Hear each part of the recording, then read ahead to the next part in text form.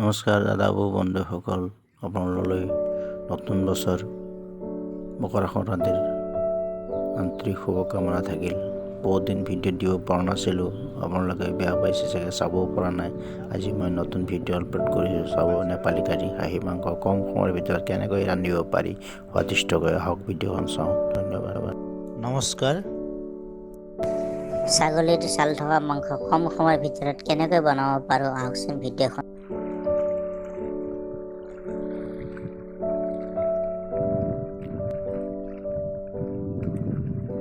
চাওঁ। কম মছলা, কম তেল, সুন্দৰ স্বাদিষ্ট, ভেৰি টেষ্টি হয়। আপোনালোকে ভিডিঅ'খন চাব সম্পূৰ্ণকৈ আৰু নিজে বনাই খাবচোন। ভেৰি টেষ্টি এণ্ড বহুত স্বাদিষ্ট। এয়া হৈছে ছাল থকা ছাগলীৰ মাংস, আঙুলি চেলেকি থাকিব পাৰিম। এয়া হৈছে ইমানেই টেষ্টি হৈছে, আমি খালোঁ। আপোনালোকেও ট্ৰাই কৰক। পিঁয়াজ এনেকৈ কুটি ল'ব।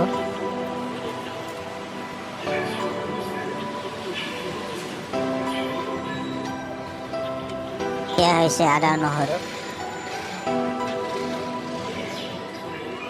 নহৰু বটা, শিলপাতাত বটা, দুটা কেঁচা জলকীয়া, ধনিয়া পাউডাৰ, জিৰা পাউডাৰ, জলকীয়া পাউডাৰ, আন্দাজত নিমখ, হালধি, চিয়াল ৰুটি আৰু মাংস ক'ব নালাগে কিমান টেষ্টি। খাই চাবচোন।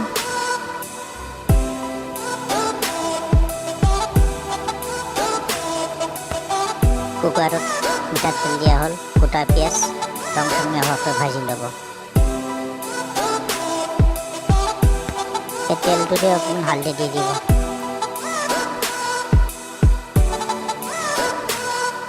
পিছত মাংসখিনি দি দিব। তাৰপিছত ধুনীয়াকৈ লৰাই থাকিব। আন্দাজ হিচাপত নিমখ দিব।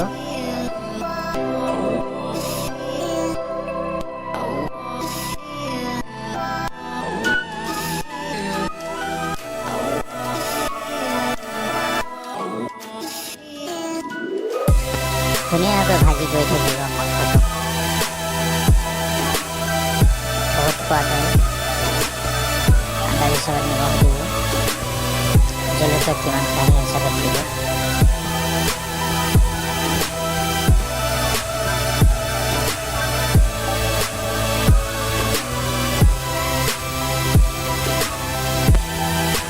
এয়া হৈছে আদা নহৰু বটা।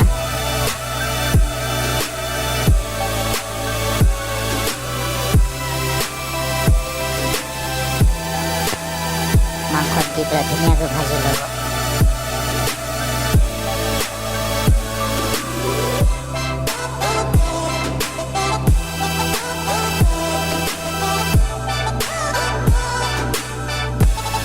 তাৰপিছত ধনিয়া পাউডাৰ, জিৰা পাউডাৰ, জলকীয়া পাউডাৰ আন্দাজ হিচাপত দি ধুনীয়াকৈ মাংসত দি ভাজি ল'ব অলপ সময়। তাৰপিছত ঢাকি দিব অলপ সময়।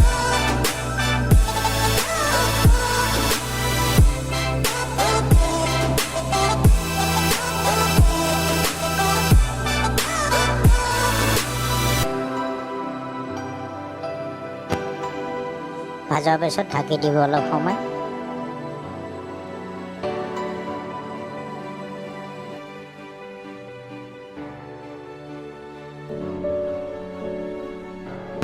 এবাৰ ঢাকনখন উঠাই চাব আৰু ঢাকি পানী অলপ দি পেলাই ধুনীয়াকৈ আকৌ ভাজি অকণমান লৰাই ঢাকন মাৰি দিব। এটা চিটি এটা মৰাৰ পিছত নমাই দিব। গৰমে পৰিৱেশন কৰি খাব। ধন্যবাদ। ভিডিঅ'খন চাব সম্পূৰ্ণকৈ। মোৰ এই চেনেল যোনে ছাবস্ক্ৰাইব কৰা নাই, প্লিজ ছাবস্ক্ৰাইব কৰি দিব। লাইক কমেণ্ট কৰি জনাব তলত। মৰম থাকিল আপোনালৈ। আগলৈ আকৌ ভিডিঅ' দি থাকিম, আপোনালোকে চাব। আজিলৈ আহোঁ।